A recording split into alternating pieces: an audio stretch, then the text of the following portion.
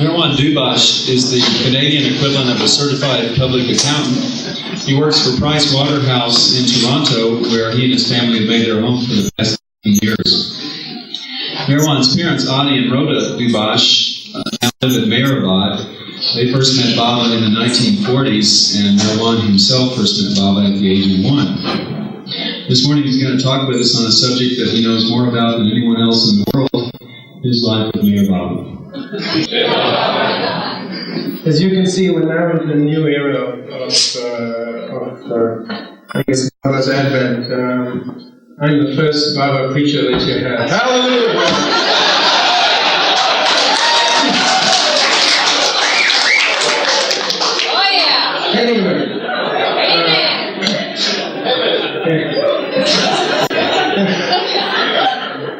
Anyway, I must admit, after listening to Bao and Henry yesterday, I feel a little intimidated. And there was Henry. He sat down on a chair and he had about 4 scraps of paper and about 25 words on them, and he rattled off this lovely talk of his.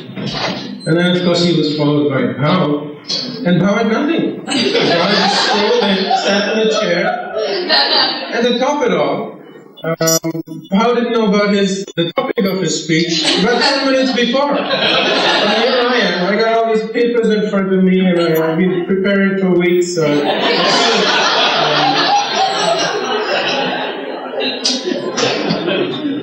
anyway, let's get on with the story of my life with Baba. What I'm going to talk to you about today is really a talk about incidents, chronological order to a certain extent, and some of the important events and incidents of my life with Baba.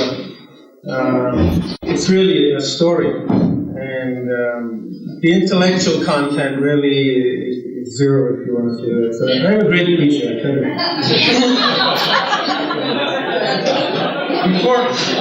Before I actually get into the story, I do want to clarify a couple of things. First, although I live in Toronto now, and before that I was in London, as a matter of fact, for a few years, I was born and raised in Karachi. And the reason I say that is because most of the incidents that I refer to take place in Karachi or originate there. Secondly, you'll find some of the stories I talk about relate to certain orders Baba gave me for whatever reason. And I would like to make it quite clear, please, do not interpret that as any way as being something generally that Baba would like for general application. People have asked me that before, so I just want to clarify that. It is very specific to an individual. And remember, Baba, after all, is God. He knows exactly what is right for you and what isn't. So what he does to an individual, what he tells him to do, not to do, is definitely for that person, not for general application. So please keep that in mind. Well, before I actually get into my story, I just want to tell you what Baba told some of his male disciples when they went to a Sabas with him. I believe it was in Madras in November 1955. And I say this because I believe, and I'm sure you too, that, Baba is here with us today. I mean, I cannot imagine Baba not being here with us in a Sabas of this size with all his lovers gathered together. And Baba said, and this is Baba's words, I have come for my Sabas. Sorry, let me say it again. Baba said that you have come for my Sabas. So forget your worldly commitments, your family, your business, etc. I will take care of that. You all, in my company, enjoy my savas, and make the most of my presence with you here. That's what Baba told his many disciples. Funnily enough, he then went on and illustrated that very beautifully to And you see, my father was one of the people who went to the Sabas. And when Baba said this, of course, he became fully engrossed in Baba and forgot about everything else, including his family that he left behind in Karachi. Meanwhile, my mother and I guess in 55, I was only 8 years old. So we were in Karachi all alone. And one night, my mother says that about midnight, she awoke after a very deep sleep. Just something woke her up. And she said for a while she lay in bed, just trying to figure out what was going on. And she said she heard some noises. It was like someone was whispering softly. So after a while, when you hear people whispering and you're supposed to be in your bed in your house safely locked away, she got a little suspicious. So she was wide awake by now. She got up. And she walked into my bedroom to see if I was mumbling in my sleep. Well, I wasn't. I was fast asleep. She stood by my bed and heard a little more whispering, a little louder, as a matter of fact. So she came out of my bedroom and went to the front door. And to her horror, the front door was wide open. And outside the front door were two people. She remembers this vividly. It was a gentleman in a suit and a lady in a sari. And they were whispering to each other. And she said she was quite shocked. And she was just about to slam the door shut when the gentleman turns around to her and says, by the way, do you know where so-and-so lives? This is at 12 midnight, in the middle of the night. Do you know where so-and-so lives? And she says, no, I don't. And bang! The door was slammed shut. Then she stands there for a split second. And she says, just imagine, at midnight, someone came to our door. They went past 2 or 3 doors of neighbors who were in their way before coming to our door. They also bypassed a number of people who were sleeping in the street, as you've seen people sleep in the street in India and Pakistan, or India, people being the same in Pakistan. These people actually bypassed all of these, and they came to our door, which was right on the inside. And she says, immediately she thought of this, she ran to the window to see where those 2 people were. This all happened in a split second. And she went and looked out the window, and there was no one there. It was as if the 2 people had simply disappeared.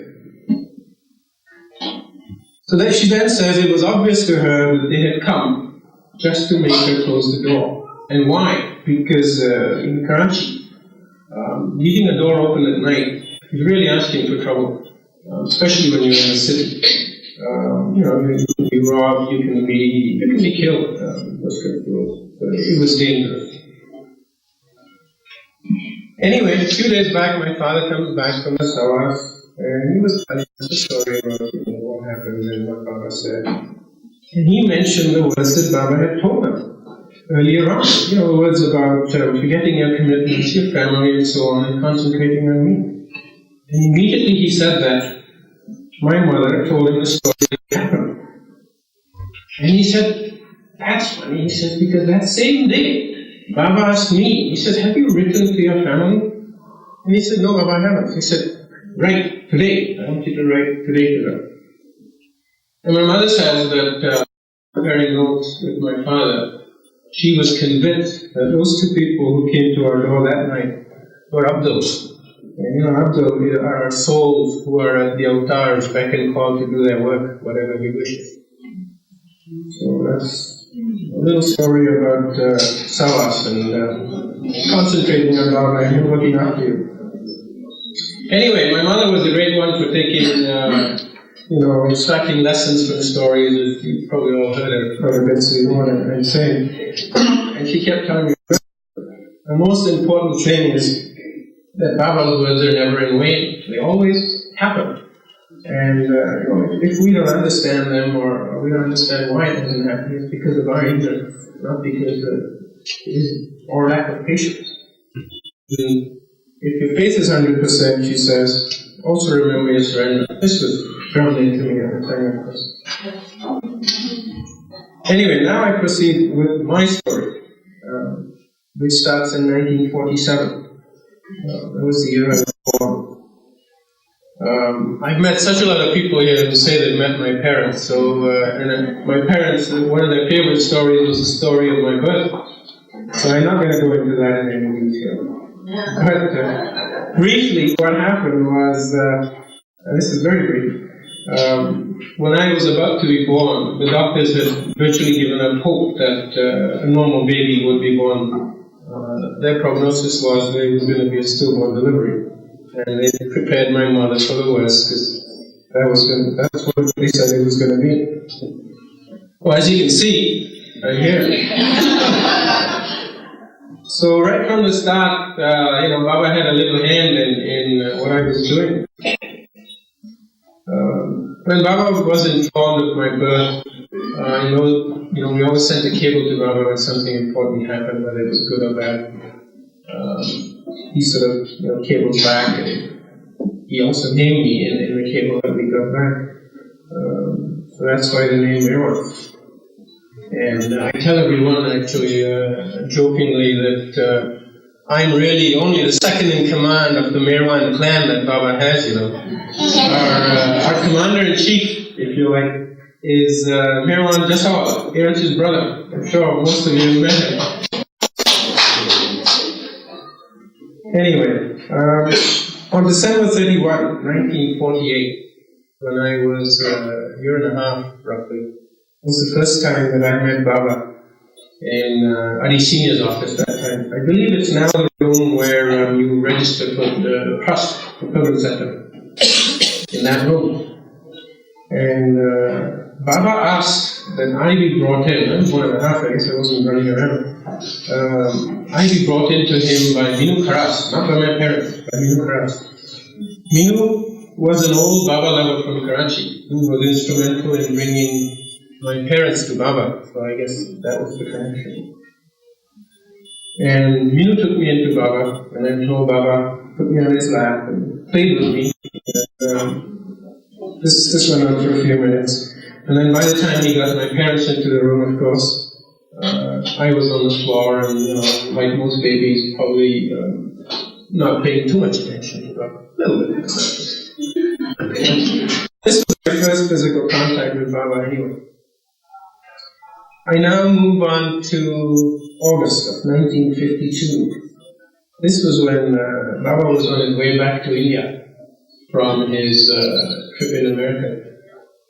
And that was after his accident. So Baba was going back in a bit of a rush to India for some work of his.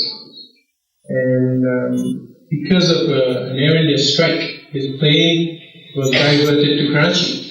And he was at Karachi airport for about 12 hours. And of course, as soon as we knew that, my father and I think Minu Karas, the two of them, were there with Baba all the time, because they had a special waiting room arranged for him where Baba was, and he was always in it. Well, he was in a wheelchair most of the time because of the cast. But then we were also brought to Baba, and we spent a good few hours with Baba that day, just in an airport, in a busy airport, no waiting room. But nevertheless, Baba was there. Interestingly enough, I'm told that although Baba has been to Karachi and Lahore and Quetta and lots of other places in what is now Pakistan, Baba visited those places when it was India, before partition. And interestingly enough, when Baba came to Karachi, which was his only visit ever to Pakistan, after the two countries separated, he never put his foot on Pakistan soil. What you take from that, I don't know, but it's an interesting little tidbit. Baba came off the plane in a wheelchair because of the cast, and was wheeled right into the terminal, and that's the way he went up the plane too, on his wheelchair. The next time I met Baba was 2 years later, in September in 1954. This was the mass darshan program in Ahmednagar, in Wadia Park. You probably read about it in the book. In fact, there's a film about it as well. It's the book, The 3 Wonderful Weeks, I think, where there was a bunch of Westerners there too, Western men who stayed in Baba, and part of their program was also this darshan program. I was only 7 years old at the time, so really my memory about that darshan program is not that vivid. I remember, of course, lots of people, because there were lots and lots of people. But I remember two things quite distinctly. The first was, when Baba left at the end of the day, he sitting on top of Ali Senior's blue Chevrolet. It was a very big blue Chevrolet that I had. Baba was sitting on the top and he was waving away to everybody. And of course, we found out later why Baba was doing that was because there were still a number of people who hadn't had his darshan that day. They were waiting. And of course, Baba the next day had a special program for these people to see them in Ali's office in that compound. So they didn't miss out. The second thing I remember was sitting next to Baba's chair, pinching some prasad, believe it or not. Funnily enough, it was a chair like this on a platform. It was a bigger platform. So you had lots more room at the side. And Baba was sitting on the chair, of course, very quickly, because of the thousands of people, Baba was very quickly giving prasad to each person. Only had a few seconds to take Baba's darshan, and then they were gone. And I remember sitting somewhere in the back of that platform with this great big basket of prasad in front. And no one was looking, Baba, I sort of take a few and prasad. But I can guarantee you that was the first and the last time I was trying to catch God out of my life.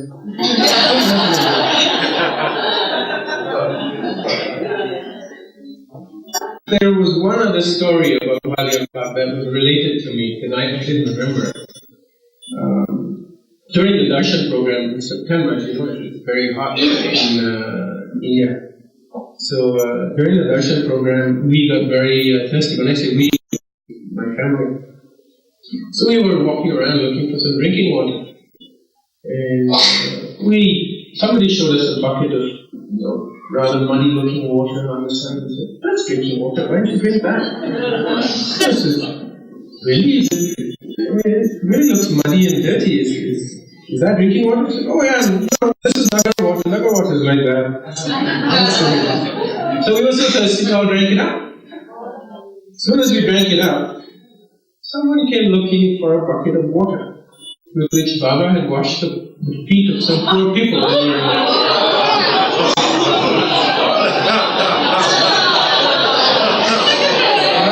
Guess what we had drunk up?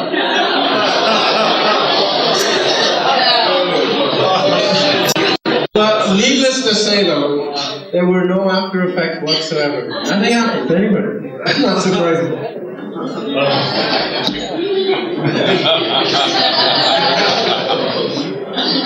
Well, the next time we met Baba was in February of 1958. This was only a very brief meeting. Baba was holding a Savas program in 1958 in MeherBabaLibrary. This was a mixed Savas, and it was one of those programs where Baba didn't allow, or lots of programs actually, where Baba didn't allow children under a certain age. And 58, I was 11. I guess I wasn't allowed because I didn't go. So it must have been 15 or 16 or whatever the age limit was.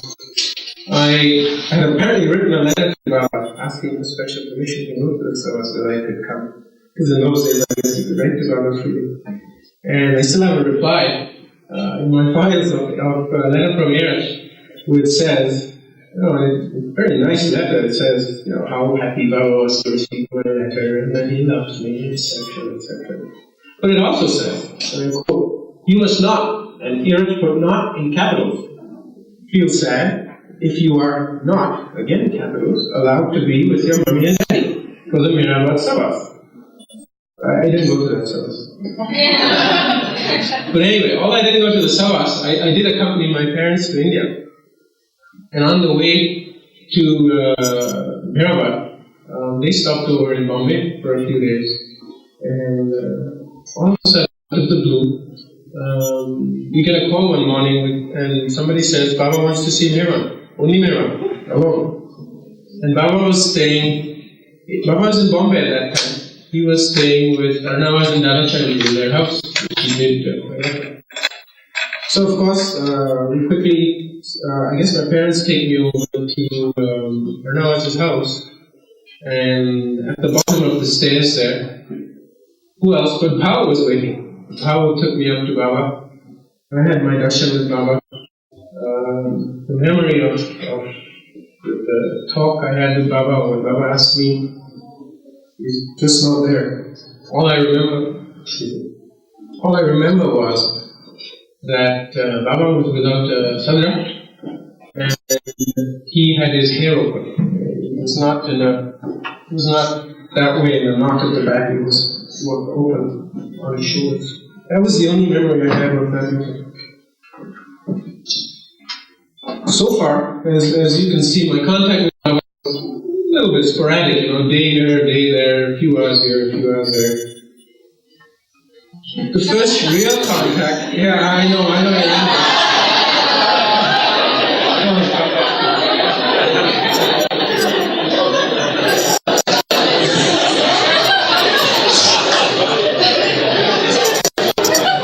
But in May and June of 1960 was the first time we really had a long stay with Baba. And this was in Guru Prasad in Pune. We spent about 5 to 6 weeks with Baba, and we went and visited with him every day. 60, so I was 13 years old at that time. When we went to Baba, my mother and I would only go in the morning, and in the afternoon, Baba would normally only invite the men over.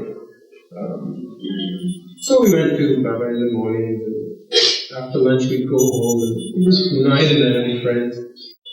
So after a week or two of this, I started getting a little bored, 13-year-old. And after all, I should be out playing volleyball or something. So I then started agitating to go to Panchkali. You've heard of Panchkali. The reason I wanted to go to Panchkali was I had some relatives there who had kids my age, and I had a good time whenever I went there. So I wanted to go stay with them. Funny, isn't it? I want to leave Baba and go somewhere else. So, my parents, of course, they wouldn't let me go without Baba's permission. So, at an opportune time, I sort of brought the topic up. I forget whether it was directly with Baba or through Erich. And said, Baba, Merwan is wondering whether he can go to Panchkali to spend some time with his relatives. Baba said, why? He said, doesn't he like it here? So, because Baba asked, you have to tell him the truth. So my parents said, Baba is getting restless and he's bored because he has nothing to do. When he goes home in the afternoon, he gets bored, particularly in the morning. So, well, in that case, why doesn't Adi bring him, my father, Adi bring him with him in the afternoon as well as the Guru Prasad?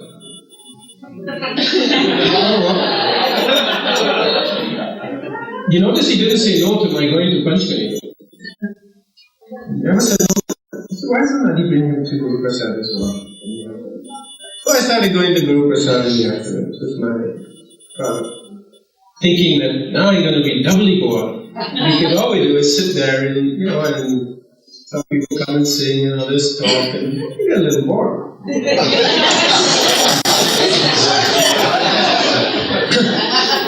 What I didn't know, of course, was that the afternoons were a lot more fun.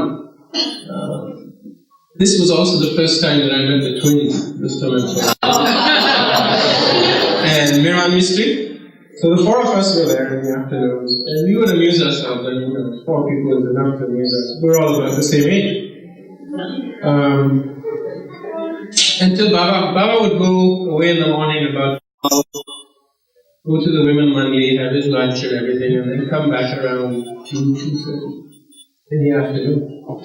So we would amuse ourselves doing something or the other during that time. And obviously we must have been making a bit of a noise, a bit of a racket, because the word got round to Baba that we were disturbing Pendu in his sleep, because Pendu religiously had a nap every afternoon. So, once when Baba came out, one day when Baba came out in the afternoon to the side hall, he sort of asked people, I hear people are making a lot of noise. Poor Pendu can't sleep over there in the afternoon, you're disturbing his nap. He said, no, you've been doing it for a long time. He says, no, I don't want you to make any more noise now. What I want you to do is between 12 and 2, if the four of you are in Guru Prasad, you must keep silent.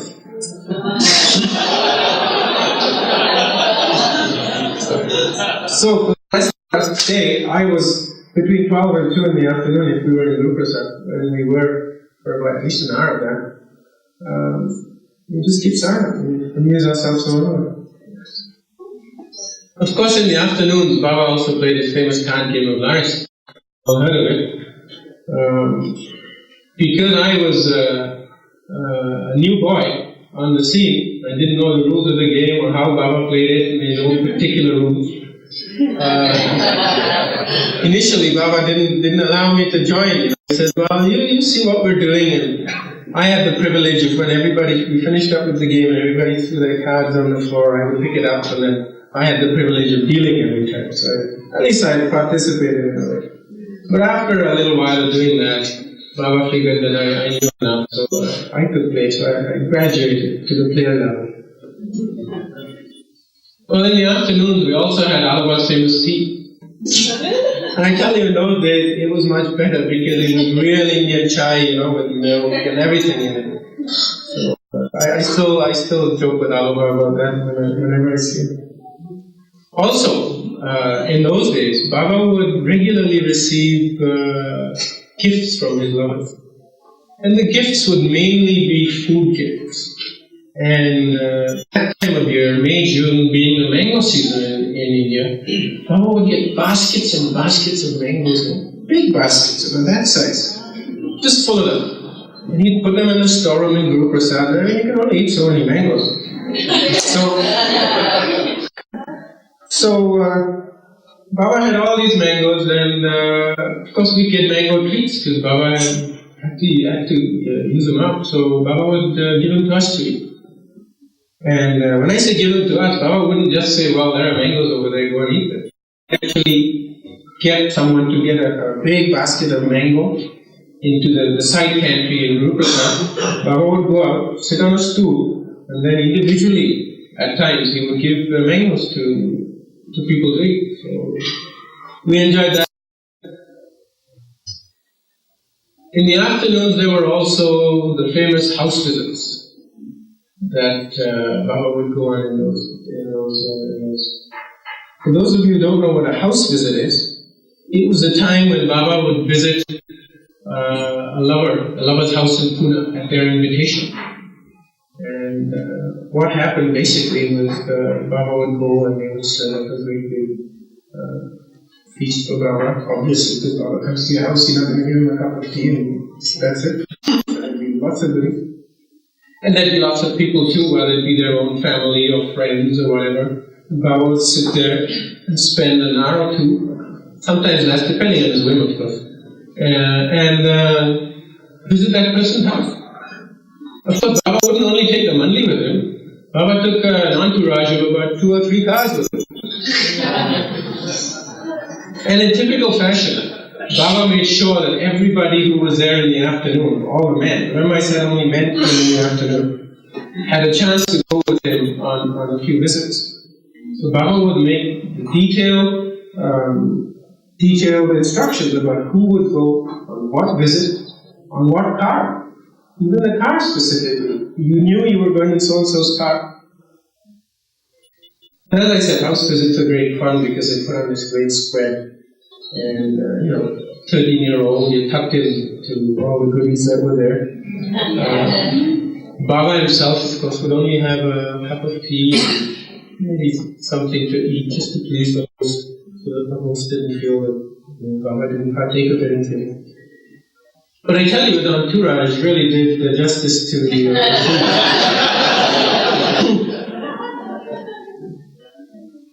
all this, of course, as you can imagine, was great fun to a little kid of 13 years old now.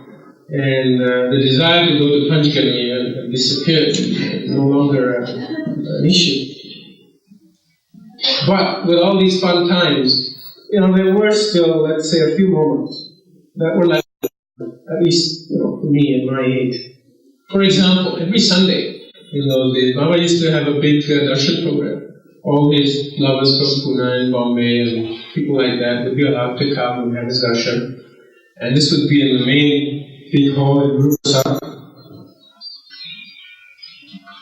And inevitably, there would be a music program. Inevitably. And a lot of them were really, I guess, classical Indian music. The stuff that John sings on the stage is very lively and quite pleasant compared to some of the classical Indian music. And I tell you, this went on in the morning, and then after lunch it went on in the afternoon. And in the morning you're fresh enough, so it's all right, you can pay attention. But in the afternoon, I tell you, there were times when I was really struggling to stay awake. And I wasn't the only one. I mean, you could virtually look around and see who the people were who didn't like Indian music, just basically by the expression on their face and the raised eyes.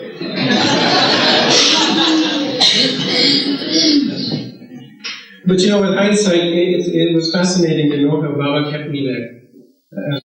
Earlier, when I asked to go to Panchgani, he didn't say no. What he did was he simply came down to my level, a level of a child, and kept me interested with all the different activities and different things that were happening around. You talk about his humanness, so there's a great example. There's also a story in this for a lot of the youngsters. I've told Neville, my son, this a number of times, is that, if you feel bored when you are in Mirzad or Mirabad or whatever, don't worry, it's natural. Particularly to certain children of certain ages, nothing to feel guilty about or concerned about or think that something wrong. It happens to most kids. But in the end, Baba just takes care of it, and somehow or the other it works itself out.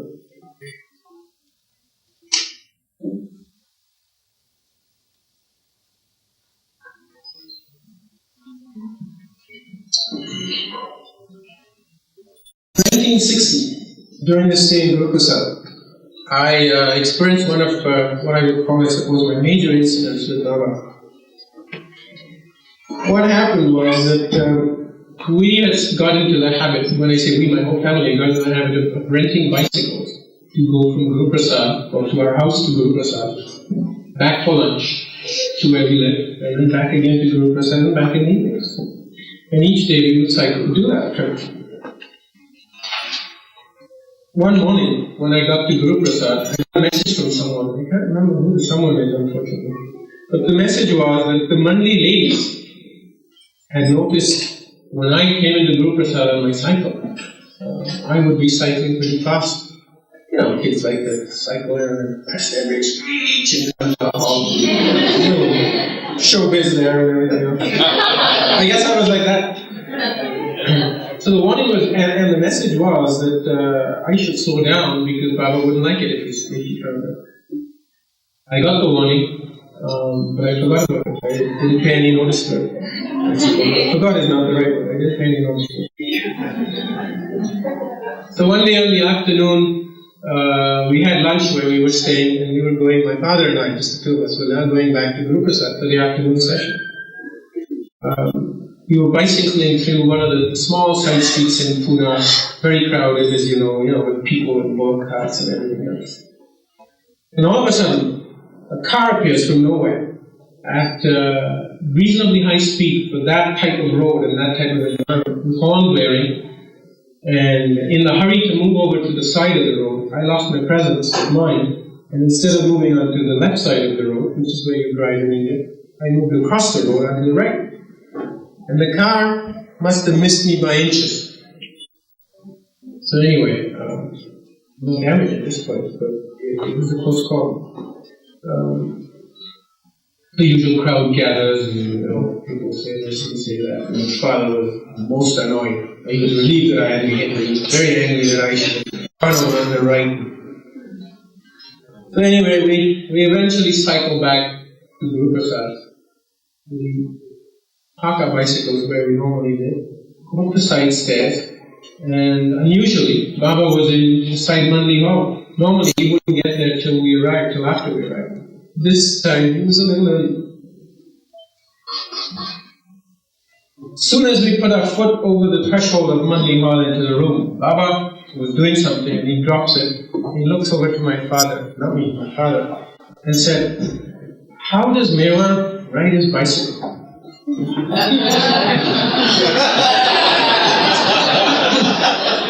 Well, that was all my dad needed.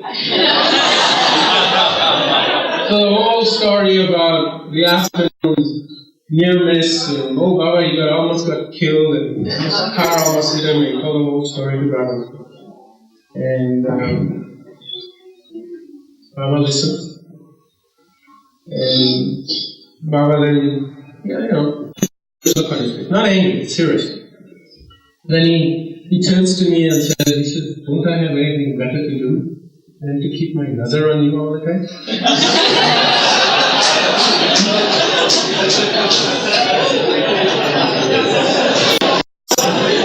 And then he says, "From now on, your bicycling stops." So I was instructed by Baba that I could ride the bicycle back in the evening, of course, return it, and that was it. Being only 13, of course, I sort of picked up and said, "Well, Baba, does that mean that I can't ride a bicycle in Karachi as well?" Baba is lots of compassion. So he says, "No, you don't. In Karachi, you can ride a bicycle, but not in India." That was the end of that incident. And Baba said it was all done.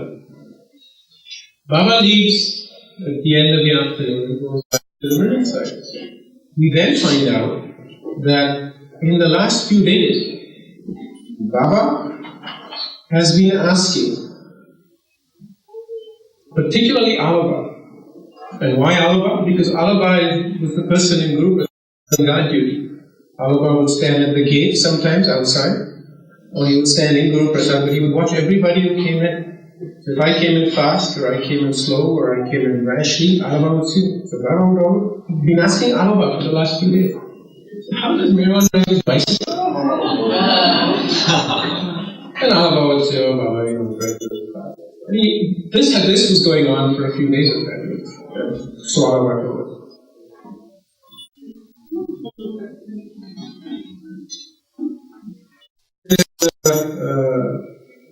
Small sequel to this story, if you like. It illustrates, I suppose, some of the detail that my family would go into regarding what to do, what not to do with Baba. In 1960.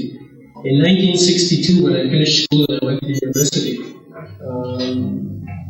public transport in Karachi is not that easy. The discussion came around to how I should go back and forth to university.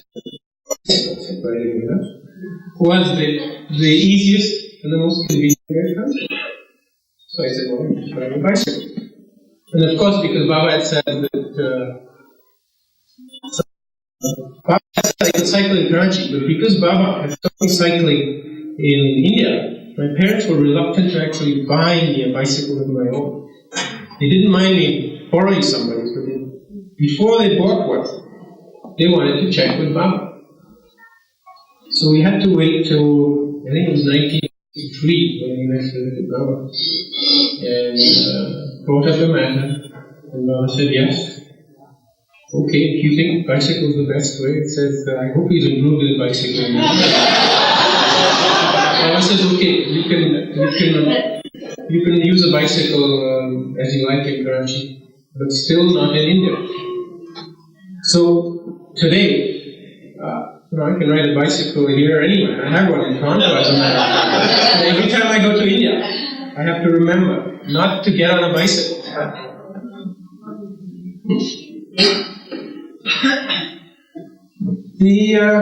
The next time we met Baba was in the 1962 East-West Gathering, again, going for some. There's an interesting story behind this. The East-West Gathering was the 1st of November, 4 days ago. And around the middle of November, I had my high school final exams This was, it's a little different in the Indian and Pakistani system of education because your exams are everything. If you don't pass your exam, you don't pass high school. It's not the North American method of teaching, which is a little different. So I had to write the exams if I wanted to pass high school.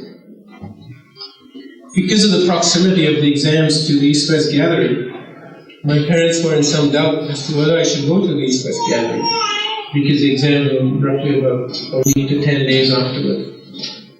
Somehow, I don't know how, Baba gets into the act and says that, no, you must bring him, even if it was only 2 days after the fall, but it must be the first 2 days. Eventually, of course, I went for all 4. But as the story goes, my parents left early for the East-West Gathering without me. And they left me in the care of my aunt because I was still preparing for my exams. And the plan was to let me leave at the last minute so that I get into Pune just in time for November 1. My aunt was not and is not a Baba lover, and in fact made no bones whatsoever about letting my parents know that she thought it was a crazy idea. You know, this guy's got his exam, very important exams in 10 days. How can you take him to India on a trip? He can get sick, he won't prepare for the exams, all sorts of arguments. Anyway, at the 11th hour, when I was living with her, she even tried to talk me into sending my parents a cable, saying that I couldn't come to India because I was not well. Please, don't let me mislead you about my aunt. She's really a wonderful lady. It's just that not being a Baba lover, it's sometimes difficult to understand why we do these things. And she thought she was doing the right thing at that time. Anyway, I get to Pune in time for the first day. And I was carrying a bunch of textbooks with me. The idea being, of course, that, well, the East-West Gathering was only in the afternoon. If I would spend all morning studying. The first morning, of course, I study, when you're that close to Baba, it's difficult to concentrate on studying. It's difficult to concentrate on studying anyway. When you're just that close to Baba, just down the road, it's even more difficult. So I managed to get through something in the morning. And my parents had gone in the morning to group, but Baba had asked them to be there all day for the 4 days. And they came back for lunch. They said, oh, Baba said that for the next 3 days you must be there all day as well. That was the end of my studying in Pune. So I spent the East-West Gathering.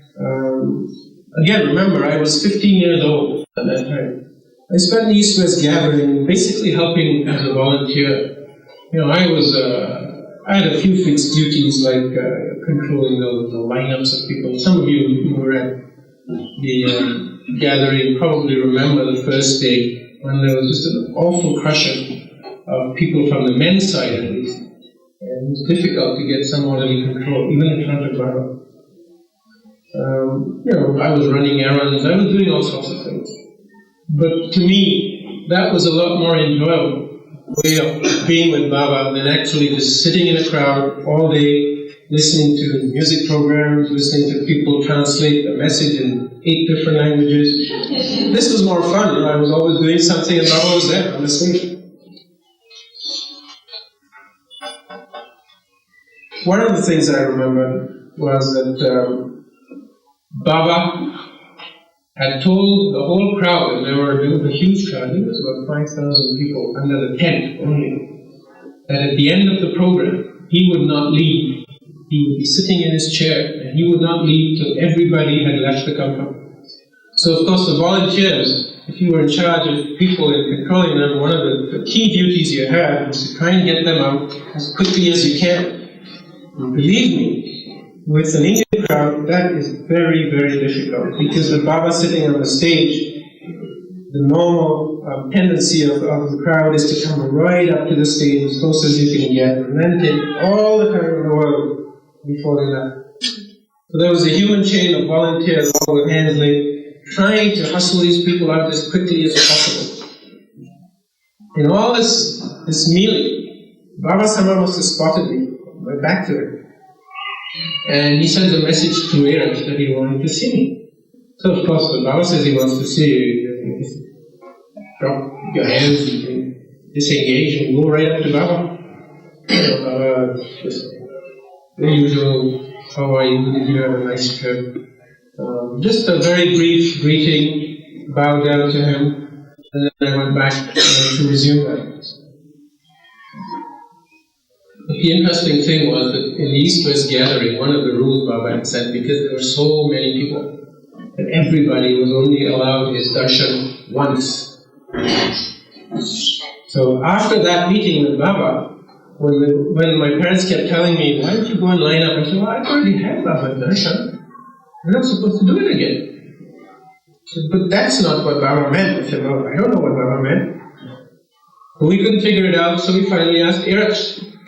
And Erev said, no, what Baba means is if you come in the normal lineup, and you take his darshan, that's what it means. If Baba calls you and asks you to greet him and embrace him, that's different. So I got to embrace it that time.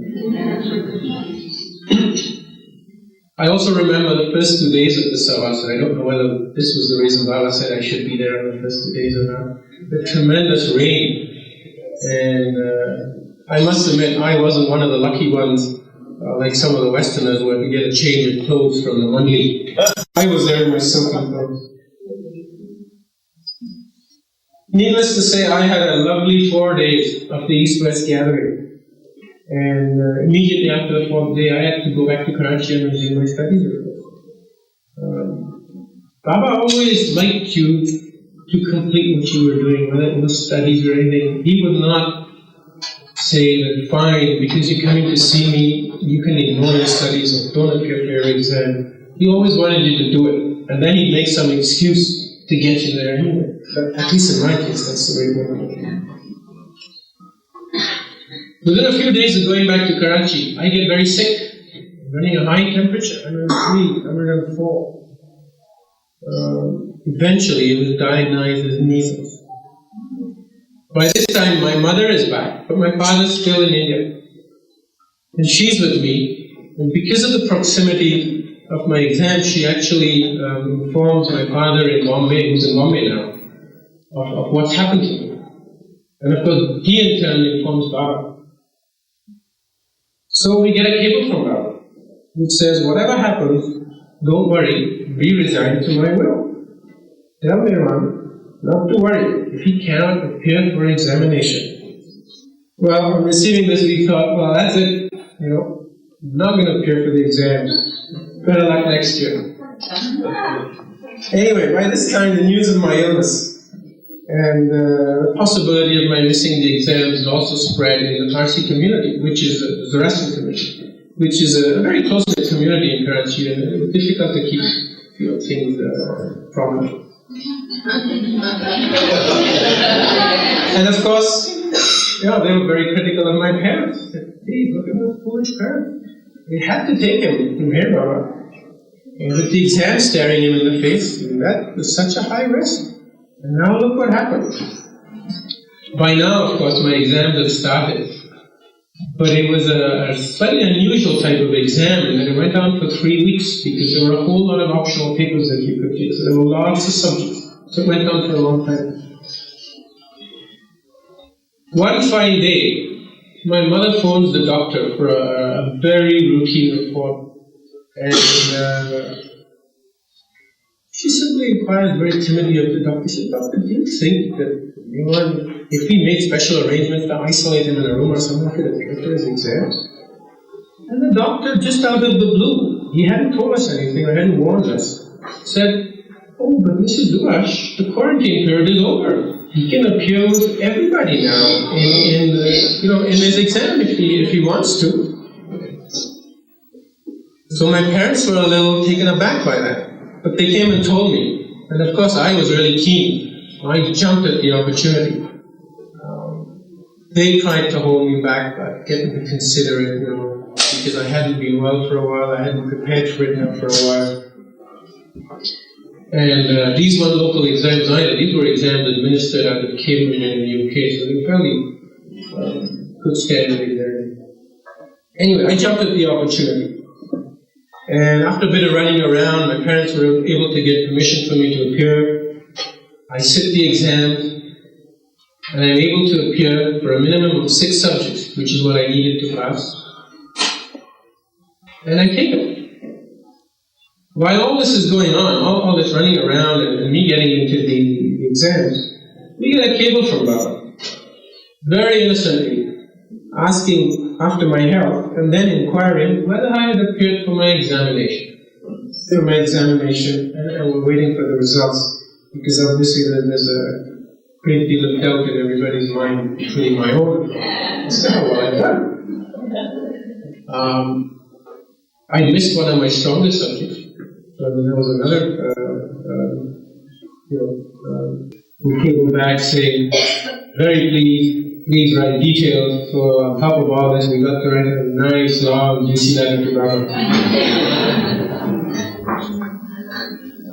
Now we're into 1963. Just a few months after receiving my results, as a matter of fact, we were going to have another long visit with Baba, again in Pune, again in Guru Prasad, again for about 5 to 6 weeks. Those were the days that were. On the first day, we arrived in Guru Prasad. Baba was in the side Mandi hall because in the mornings, unless he had a program, that's where he'd be. And as soon as we get him, we greet him, bow down to him. He turns to my mother and says, "Tell everyone in the room what the Parsi community had to say about my exams, and tell them also the story of my exams." So my mother narrates the whole story. And then Baba says that Merwan did my work among the Parsis very well. What work it was?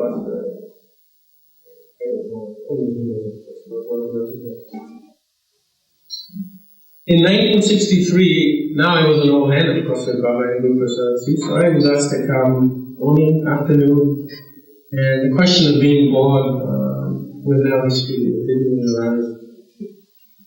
I was an old hand at cards, so I was a card sharp by now. Baba played regularly every afternoon, except on a Sunday when he had a darshan program, and sometimes even in the mornings. We went on house visits again, lots of mangoes and ice cream from Baba, special prasad. We used to have lots of lunches in Guru Prasad in the long veranda that they had. We used to all sit down over there, and quite often Baba would serve us with our own hands while we ate, and then he would sit in the chair and watch us and joke with us while we had lunch. So there were a lot of interesting activities to keep someone at my age interested in Baba. There were a number of interesting incidents in 1963. You're all familiar with Baba's sense of humor. Well, in 1963, I was learning to play the piano. And once at Guru Prasad in the afternoon, in the time when Baba was at the women money and having his lunch, I noticed a harmonium. The harmonium keyboard and the piano keyboard are identical. So I took it aside and was trying to see if I could conjure up one of Baba's Gujarati Aarti songs. It's not Gujabinar, by the way, so don't ask me to play. It was another Gujarati Aarti of Baba, which is very rarely heard, called Meher Raja, Meher King. So I was playing with the harmonium in the afternoon, trying to see if I could find the notes of this tune. And I had. Not surprisingly, what Baba finds out, Baba always finds out, that I had been playing around with the harmonium.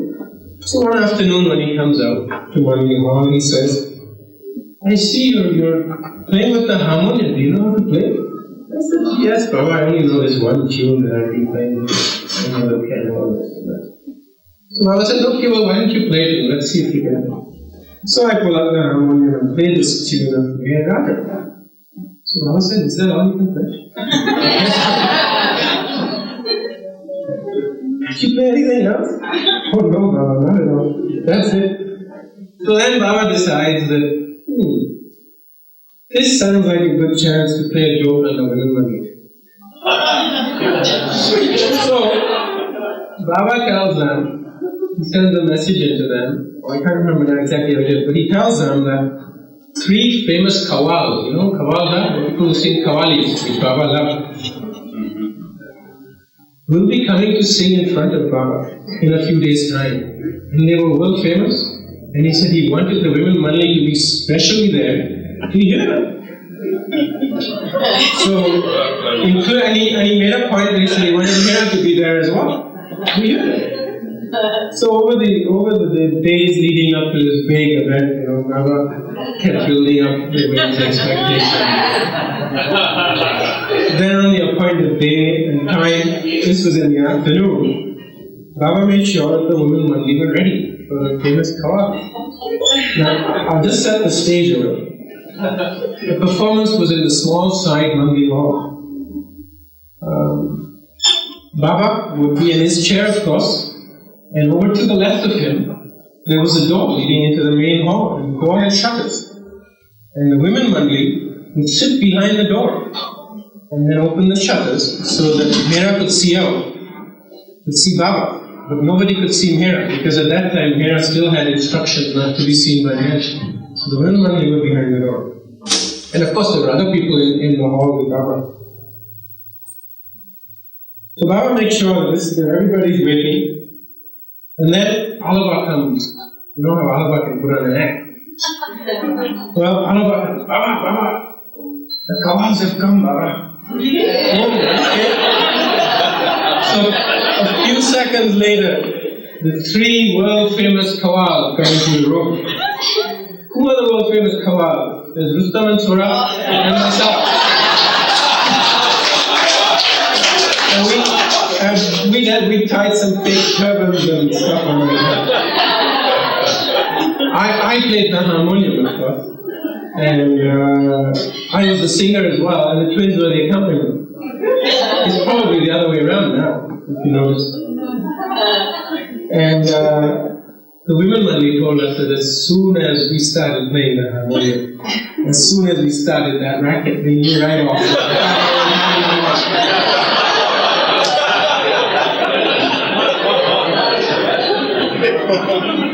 Well, what I haven't told you though is that to actually prepare for this act in front of Baba, the 3 of us sat down with Adi Senior, who, as you probably know in his own right, was a pretty good singer. And Adi actually taught us 1 verse of 1 kawali. So we actually completed that 1 verse in front of Baba, who of course enjoyed the whole thing. But the women, some of the women still remember it today as well. Now, there was another incident. This is not a joke. But in 1963, there was also a family called the Arjani family. They were also from Karachi. They were visiting Baba. And you may have heard of Adi Arjani actually, because he produced some books called The Moving Finger Rights, and he produced some calendars of Baba as well, with Baba photos of them. One of the first Baba calendars I've seen, way back in the 70s. Anyway, well, in the afternoon, Baba's normal habit when you came back from lunch, what did you eat? And he asked that to everybody. So he asked Adi Arjani, what did you eat? He said, Baba, I ate so and so, and I ate chicken curry. Oh, chicken curry. Well, let me tell you something. Chicken in India and Pakistan is not a regular dish like it is here. It's basically reserved for special occasions, for parties, for big functions, special days. It's almost like a delicacy. So when Arjani said chicken, Baba said, "Oh, I see that chicken." The next day, Baba asked the same question. And of course, Adi said, "Baba, you have so and so, and of course, there was chicken. Chicken again." Third day, Baba asked the Arjani the same question. What did you have for lunch? And of course, there was chicken. Baba said, "Why you have chicken again?" And the Arjani's answer was, "Baba, we're on vacation, Baba. We're here, we're happy with you, we're having a good time. We thought we'd celebrate our vacation and we have chicken every day. Because as I said, chicken was for special occasions." Okay. This went on for a few more days. Finally, Baba said one after this, what? You gone crazy, right? Chicken again? He said, I think you've had your share of chicken. He said, I don't think you should eat anymore. So the Ajani's chicken was taken away from the guy. That was not the end of it. There were other people in Manila, not too many. But there were a handful of other people in Manila. And one by one, Baba goes around, he would chicken. Maybe you shouldn't eat it. He would chicken. Everybody, including my parents. And I was the last one left. And when he came to me, he said, didn't ask me, ask my parents. He said, do I eat chicken? I said, oh yeah, Baba, on special occasions, when you're a party at home, we do something like that. Baba said, alright, never mind. I thought, see. So Baba gets into some other conversation, and after a while he comes back and he says, Merwan eats chicken. This is my parents, not me. Do you think it would matter if you stopped eating chicken? Oh, of course not, Baba. No problem. Oh, never mind, you're only a child. Now I thought I was really serious. And again the conversation resumed after something else with Baba. Third time, Baba stopped the conversation all of a sudden. I think perhaps it's best if Merwan didn't eat chicken. He got everybody in that room who was sitting there at the time. Everybody in there. There weren't too many though. Luckily for them, or not luckily for them. But everybody in that room at that time, except Iraj, was told not to eat chicken. So if you invite me for dinner, you know that.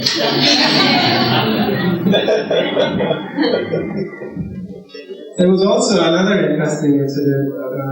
This is a personal one that happened in 1963 in front of Baba. Over about a year or so, I have developed a very nasty habit of twitching my nose. I can't demonstrate that to you. I'll tell you why. But it was a very nasty habit. It really distorted my face. And I'd been doing this regularly with Baba for the first few weeks that I was there, because it had become an unconscious habit almost. And then one afternoon, quite suddenly out of the blue, just like that, he turns to my mother, not to me, to my mother, and says, why is Merwan twitching his nose all the time? So my mother jumped at the opportunity. Said, oh, Baba, we've been trying to get him to stop it for such a long time. He's been doing it for a year and a half. We've tried all sorts of stuff. We tried to discipline him. We tried to talk to him. We tried to coax him. Nothing works, Baba, nothing works. Baba then turned to me and said, you know, you can get into a lot of trouble doing this, with this habit. And he illustrated how by telling me a story. And this is now Baba talking. Baba says, my father had a friend who was in the habit of twitching one eye, like that. And one day, both my father and his friend were walking down the street. And there were some women coming towards them. And all of a sudden, this friend was like that. And there were two men walking behind the women. And of course, they took it that his friend was making advances to these ladies. So these two guys quickly got hold of Baba's father's friend, and they started to beat him. Of course, Baba's father intervened very quickly and tried to stop them and tried to explain. But look, he wasn't winking their eye to your friend. That's his unconscious habit that he had, does it all the time. While Baba's father was explaining this, his friend again goes like that. So the other two people then realized that, oh, it must be a habit, this gentleman is telling us the truth. So they let him go. So Baba said, remember, that even though my father was able to stop them, he did get beaten up a little bit. This was the end of our story. He then taken on somewhat more serious look. He looks directly at me and says, from now on, you must stop twitching your nose. And then he told my parents that if ever they caught me doing it, they should send the cable to Baba, telling them about it. Whether he was in strict seclusion or not.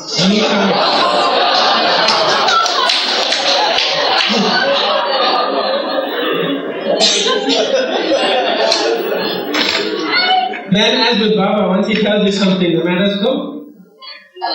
But during the remainder of the day, Baba must have caught me at least a couple of times twitching my nose. And he would be looking, talking to someone, and all of a sudden he'd say, "Twitch your nose." And I would say,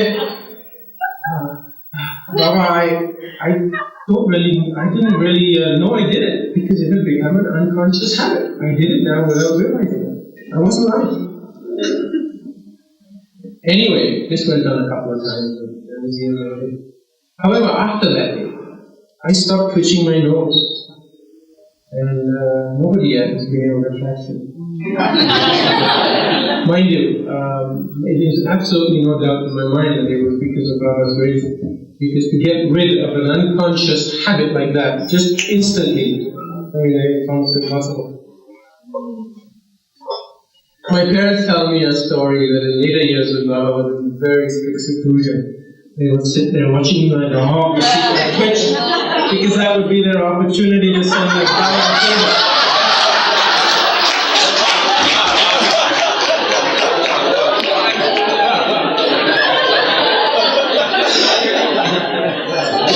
They never did send me cable. But you remember, when I started telling you this incident, I mentioned that Baba, after ignoring I was there a few weeks before he actually asked this question. So for the first couple of weeks, he ignored it. And then all of a sudden, he picked on it. And there's a reason why he did that. Now, my mother tells her side of the story. While we were sitting with Baba in the Sai Mandi hall on that particular day, he asked somebody else in the room, he said, "What are you thinking?" And this person was apparently undergoing some internal upheaval or whatever. And Baba tells Baba, "Baba, you know very well what I'm thinking."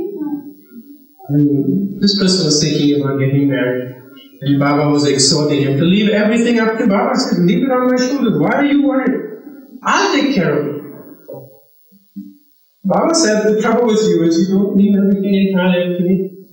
If you had 100% faith in me and left it entirely to me, the burden would automatically fall on my shoulders.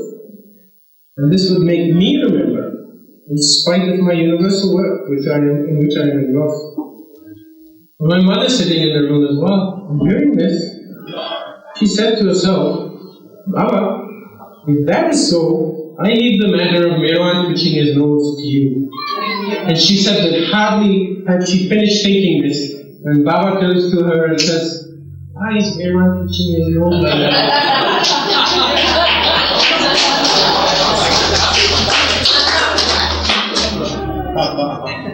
Well, that's the way it was. Anyway, this finishes the account of some of the incidents that happened in 1963 while we were with Baba. I now move on to 1964, around December of that year. This story starts in Karachi, where at that time there was a lot of student trouble, a little bit of rioting and things like that. It's not unusual in that part of the world. Normally when there was any student trouble or riots, I would stay away from school. I didn't want to get caught up in it. But on this particular day, I had to be at my school because I had to pay my exam fees. It was the last day of paying exam fees. If I didn't pay it, I couldn't pay. And we knew that there was a commotion going on outside because we could hear some people, "But you sound too serious." All of a sudden, without any warning, there were people running around like crazy, students running around with policemen chasing them, beating them up. A riot had broken out, something had happened out there. Of course, I was waiting to pay my fees, so I didn't know the riot had happened until it was right on me. And I got caught unawares, and before I knew it, I was hit a very, very hard blow on the head by a policeman's lathi. I don't know if you know what a lathi is, but you may have seen it in India. It's a stick about 4 feet high, that thick. It's metal tip at the bottom end, and on the top end, it has a big metal knob. What he got me with was the metal knob. Anyway, the immediate impact of the blow was like an anesthetic. I mean, you knew something had hit you, but you had no feeling. And by now I was running around like everybody else trying to find cover. I didn't realize how badly I'd been hurt. I didn't realize it until I actually put my hand up here just to, for whatever reason, and it came back all covered in blood. Anyway, the riding stops. I get arrested by the police for an insult to injury. The reason they arrested me was because I was injured. And that was incontrovertible proof in a court of law that I had been there and had partaken in the activity of riding, believe it or not. I can laugh about it now, but at the time I tell you I was infuriated. I actually went to court a couple of times because they charged me. It's funny, man. Anyway, my parents found out about this through some friends of mine who were also with me and who had been injured. And all such injuries in those days were actually taken to what they call the civil hospital in Karachi. And I was taken there. And I tell you, you would pay money not to go into that hospital. It was a public hospital. It was good. Anyway, I ended up there.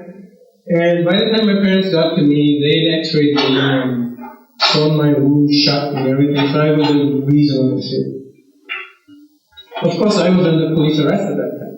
And my parents had to pull a few strings to get me out of that hospital into a better equipped hospital. Still under police arrest, I had a policeman accompany me all the way to the other hospital. My injury took place, I guess, late morning. And by the time I was moved to a better hospital, it was late afternoon. And by this time, the anesthetic, both the effect of the blow and the local that was wearing off. And the pain was becoming rather excruciating. What I had was a hairline fracture of the skull up here. And the doctor said that the next 48 hours would be critical. And after that stage, they would know the extent of my injuries and the extent of my recovery as well, whether I would get permanent damage, would I recover at all, or would I be normal. There's a funny little side story to this. This 48 hours, of course, you related to friends, the doctors had given me 48 hours. The 48 hours was to know the extent of my injury. The rumor spread, by the time it got to word of mouth, in the community it spread, that Merwan has 48 hours to live. And of course, there were all sorts of my friends and relatives coming to visit. And my parents said they couldn't understand why that many people were coming. And they couldn't see me because I was in total isolation. So they would just come and meet my parents. So that was huge. Anyway, back onto the story.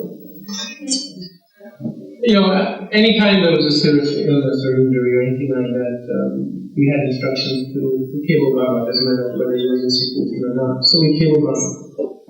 And Baba sent back cable saying, give Merwan best medical treatment, give me time to be very well.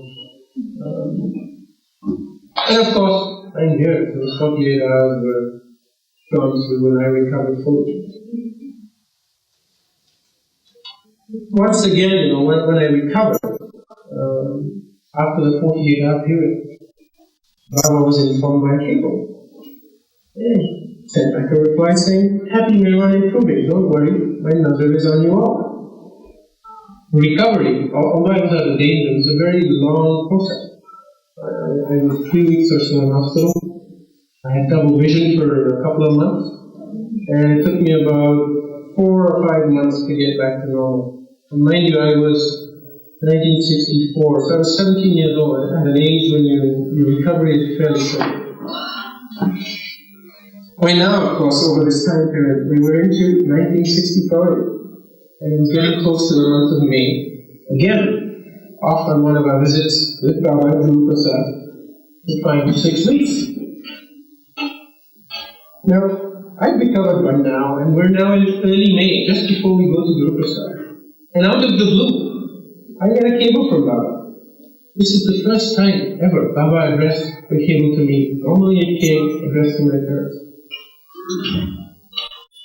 And the cable quite sweetly inquired, just like a father inquiring about his son. He said, "How are you, my dear Merwan?"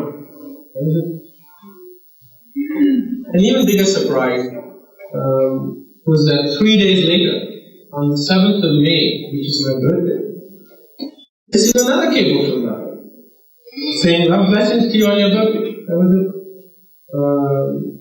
To this day, I don't really know why Baba sent those cables. There wasn't a specific purpose. It was probably just for me. Or if he had a purpose, only me. Anyway, we go to Guru Prasad later that month. And of course, Baba is in the Sai Hall again. This time we step in there, meet him, greet him, bow down to him, take his darshan. He also asks me specifically about how I've recovered from my accident, whether everything's alright, and so on. And then he says, if my nazar had not been on you, then you would have died. Like most stories, this is not the end. Years later, and this is years later, this was in 1965, maybe. Now we get into probably the early 70s, after Baba has dropped his body, and my parents were in Hyderabad. Bhauji, who's here with us, tells them an incident that he remembered when he was on night duty with Baba. You know, Bhauji especially was on night duty with Baba. This is one of those things. And this is now Bhau relating the story, so I'm going to read. We had received the news about Merwan's head injury. That night, I was on night duty for Baba, and during the night, Baba became very restless and asked me, would Merwan Dubash die? And again, after a little while, he would turn to me and say, I think Merwan will die. I said, Baba, Merwan is a good boy. And the only son of Adi and Nora.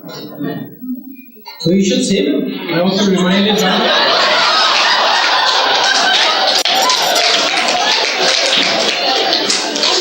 I also reminded Baba that he had taken Homi, who was my brother, who had died from my parents. So, Baba, he's the only one Adi and Nora brother.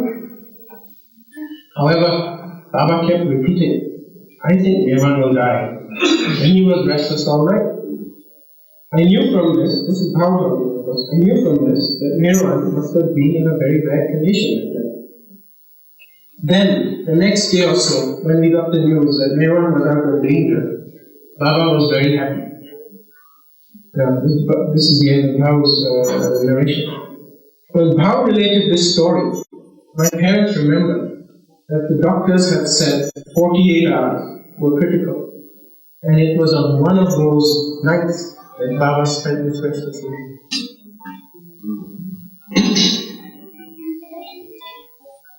Our 1965 visit with Baba and Guru Prasad was really quite different from the previous two. No house visit, no mango, no nice lunches, no ice cream party, nothing.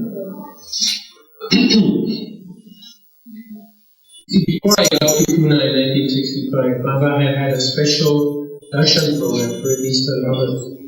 And in fact, I think there are snippets of it in a film called Ancient One. I think that's that program. And it was held in the back of the compound, the same sort of setup like the East West Gallery. But I was not able to come for this program because I was doing my exams again. My exams keep interfering. But Baba had said, fine, everyone can finish his exams. Don't worry if he's not there for that program. But he had given me special permission to come to him after that. And I say special permission because in 1965, after that darshan program, Baba had severely restricted the number of visitors he was seeing in Guru Prasad. Now, those of you who may have seen the movie, that movie, The Ancient One, will probably remember Baba looking his normal self, fairly radiant and healthy.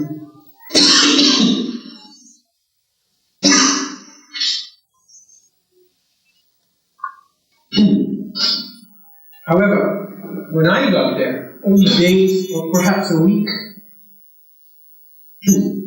after the discussion program had ended, Baba was looking very tired, very grave, and his hip jerk was bothering him a lot, really a lot. To the extent that sometimes, even when he came into the science monthly hall, which was his normal practice, he wouldn't sit in that nice, comfortable chair like they had like that. He would sit in a tubular steel chair to ease his hip jerk with a special chair made for him. And quite often he wouldn't even come into monthly hall in the mornings because the pain was too great, so he didn't want to move from his bedroom, so we'd all go into his bedroom. Since Baba had severely visited restricted visitors that year, there were very few people around. In the mornings there would be about 10 or 11, and in the afternoon sometimes there was hardly anybody. There were a number of times when there would only be, for example, Iraj, Mirji, and myself with Baba in his room. The other Mandi would be around, but how would we doing some of his work, probably writing his ghazals at that time. And would be doing some chores to do with the bazaar, or food, or the kitchen. And Alabama, of course, would be on guard duty. And when they finished up, he would come in as well. But there were times when there was hardly anybody there. My father even wasn't there because he had to return early. A couple of weeks, 2-3 weeks before. So you can see that the 1965 session that we had with Baba was really, really very different, but it was a very, very intimate time that we had with Baba. One of the interesting things that Baba got me to do was read a newspaper to him for a few weeks in the afternoon. And it was quite an experience because you don't just read a newspaper to Baba, you don't go through the whole thing. What you do is you read a headline. You say, earthquake in California. And Baba says, which means, tell me more. So you read the column. Baba never ever gave you the opportunity to read the whole column. You read a quarter of it or about half of it, and then it said, enough. And then you move on to the next headline. And you would say, dog got run over on such and such a street, and say, let it go, and move on to the next one. And you do that, and you go through all the parts of the paper. And the parts of the paper that Baba was interested in was the international, the front page, back page, and some of the local news. The rest of it he wasn't interested in. And quite often, Baba, while I was reading the paper, he would stop me if I mispronounced the word. Just like a teacher. He'd say, well, that's not the error. That was the error. Baba would clear and say, this is not the way you pronounce it. That's the correct pronunciation. Anyway, 1965 was the last time I saw Baba. After 1965, Baba was in seclusion and didn't really have any programs and didn't allow people to come to him. And in fact, in 1967, I myself left Karachi for postgraduate studies in England. This was on Baba's instruction. Almost.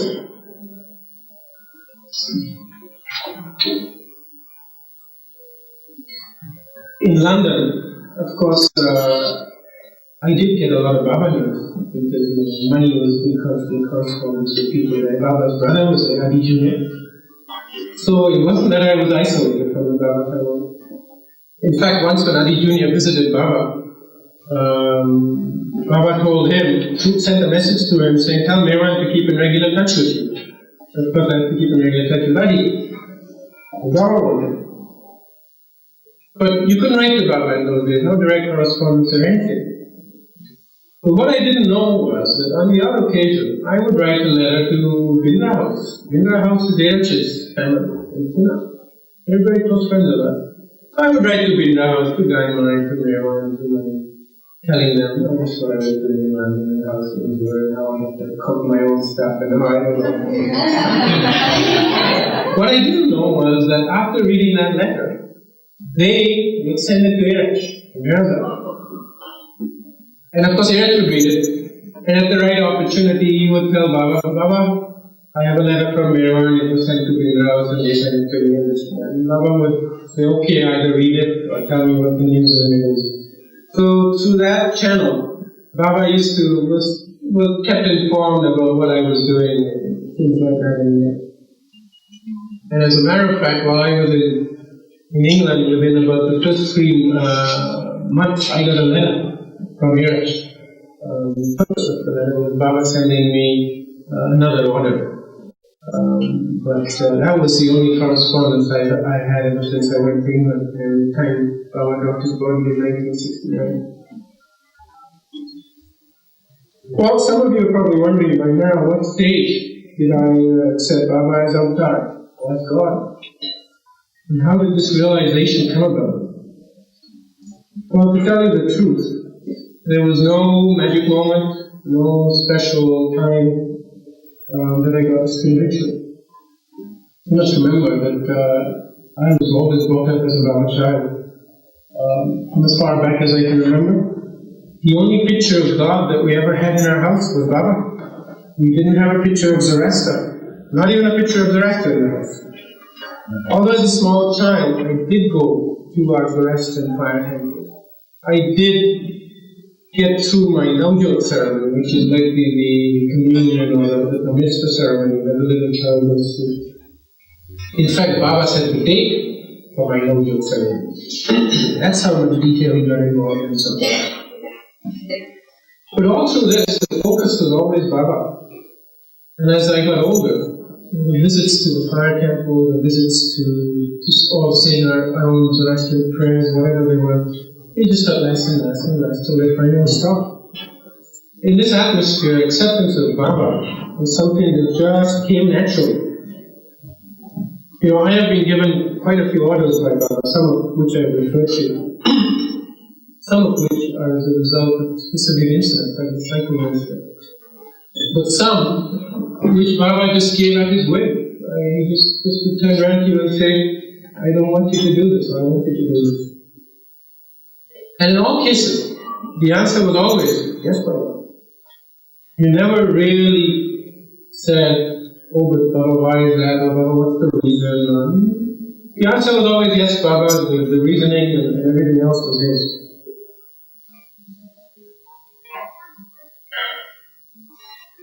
You know, I really believe that getting those orders from Baba is an immense gift, and obviously gives me a chance throughout my life to obey him. Whether it's small or whether it's big, doesn't matter. The point is, it does give me a chance to obey him, to do something specifically that he asked me to do or not to do. Anyway, I think I'm getting onto this preaching room all of a sudden. So I think by now you've got the impression that my acceptance of Baba as a child was complete and innocent, without any question, without any doubt. And then subsequently, as I became an adult, that absolute conviction just continued. And why not? I mean, I really had no reason to doubt Baba, no reason to doubt his divinity, or that he was God in human form. Never had any doubts about that at all. Finally, before I end my talk, I would like to give special thanks to the SARS committee of the Los Angeles Group. And it's not everybody involved in it. There is a particular reason for it. You see, over the years, I tend to forget some of the details of my experiences with Baba. But I've got lots of notes, letters, things that I can look up to refresh my memory. And I really hadn't looked at this for a long, long time. But when I was preparing this talk, I referred to a lot of this material. And I tell you, it brought back some wonderful, wonderful memories, beautiful memories of the time that I spent with Baba. You know, there were evenings when I spent 2 to 3 hours at my desk trying to write something. And at the end of it, I would have written about 2 paragraphs. And it was just because I was sitting there with my eyes shut, just thinking about the beautiful time that I had with Mama. Thank you. Thank you. Cheers up.